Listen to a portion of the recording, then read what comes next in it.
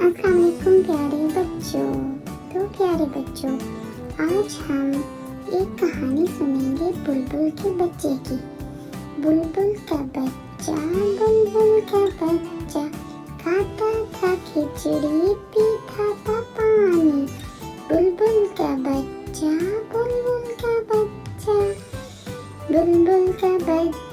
बुलबुल का बच्चा गाता था गाने मेरे सहाने।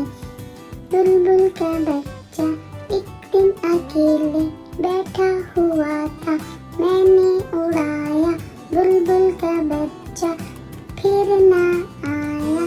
बुलबुल का बच्चा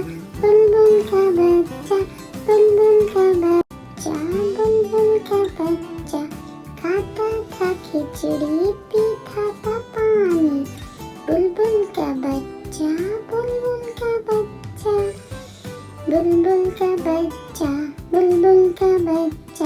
गाता था गाने मेरे